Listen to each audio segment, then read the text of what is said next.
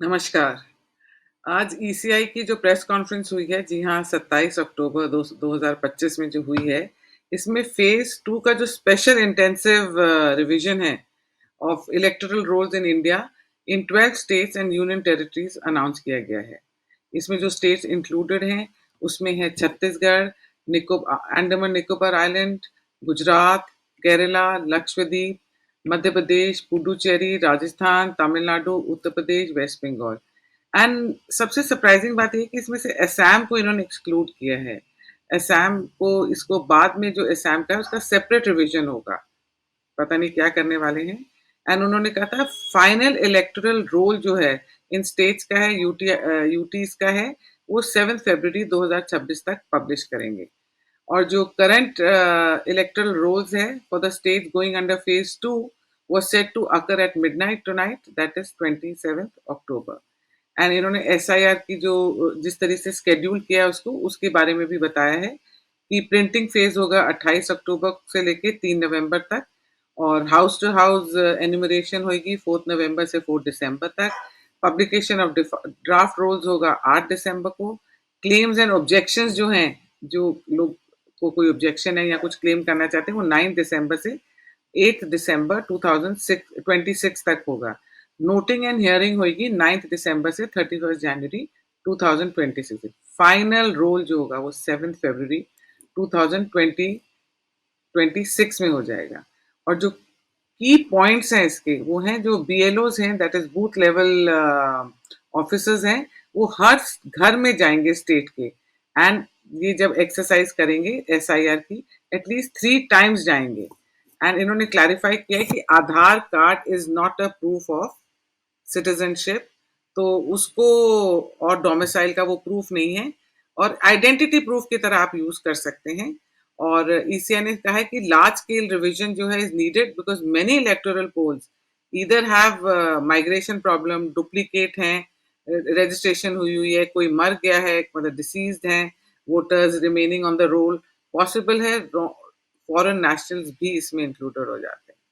ये एक सबसे महत्वपूर्ण बात इसमें ये नोटिस करने वाली है कि the first major pan India SIR exercise होगी इन 21 इयर्स में। लास्ट वन हुई थी 2002-2004 में। इसकी पॉलिटिकल इम्प्लीकेशंस होंगी specially for the states going to poll soon, that is like Tamil Nadu and West Bengal.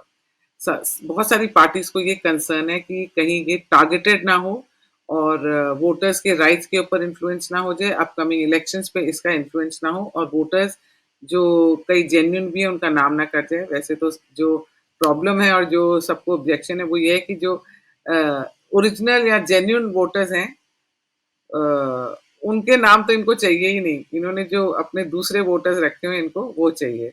And उन्होंने कहा था कि कोई, ईसीआई ने बहुत क्लियर किया है कि कोई भी कन्फ्रंटेशन नहीं होगी स्टेट गवर्नमेंट में और एसआईआर प्रोसेस को लेकर, और इसमें सबकी कोऑपरेशन चाहिए होगी। एंड लॉ एंड ऑर्डर बहुत ही एक क्रूशियल पॉइंट होगा। एंड अगर आप ये इंडियन पॉलिटिक्स को अगर आप एनालाइज करते हैं, ये पूरे एक इलेक्टोरल डायनामिक्स को ना पूरे का पूरा रीशेप करेगी, आप देखना। एंड इसमें से जो डुप्लीकेट और इनवैलिड हैं जो वोटर्स हैं और वो जो शिफ्ट है वोटर बेस का, माइग्रेशन फ्लोज हैं, इस सब पे तो इफेक्ट आएगा ही आएगा। एंड रजिस्ट्रेशन पैटर्न में भी इसमें वो आएगा। एंड पॉलिटिकल पार्टीज बहुत रिएक्ट कर रही हैं। मेरे को तो लगता है जो जेन्यून है और जिन जो पॉलिटिकल पार्टीज इंडियन सिटीजन्स की वोट चाहती हैं वो तो ऑब्जेक्ट नहीं करेगी। जहाँ पे फेक आईडीज बने हुए हैं वो वाली पॉलिटिकल पार्टीज जो डिपेंडेंट है फेक वोटर आईडी पे, वो लोग बहुत ही ज्यादा करेंगे। एंड बिग चेंजेस अहेड हैं और देखते हैं और क्या क्या होता है और किस तरीके से स्टेट, अलग अलग स्टेट्स किस तरीके से रिएक्ट करते हैं। मजा आएगा, देखते हैं क्या होगा। बहुत लड़ाई झगड़े, I am really looking forward to see West Bengal में क्या होगा और ईसीआई कैसे हैंडल करेगी वेस्ट बंगाल को। And specially chief minister Mamata Banerjee कितना लॉ एंड ऑर्डर मेंटेन कर पाएंगी और उनका क्या रिएक्शन होगा, वो मैं देखने के लिए मैं बहुत ही उत्सुक हूँ। एंड देखते हैं क्या होता है।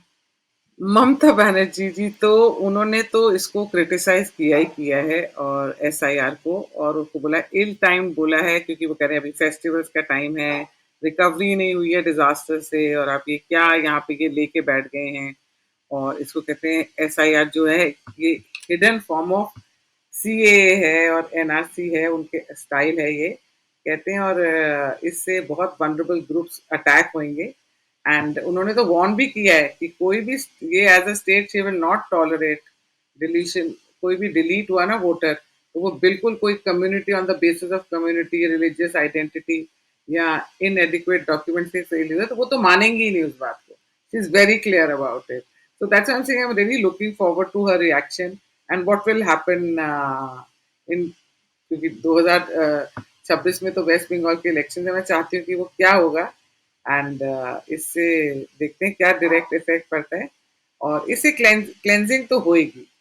एंड उन्होंने तो बहुत स्ट्रॉन्ग वर्ड यूज करे हैं। एंड बोला ईसीआई तो ऐसे कर रही है, ऐसे थ्रेट दे रही है, इंटिमिडेट कर रही है, ये कर रही है।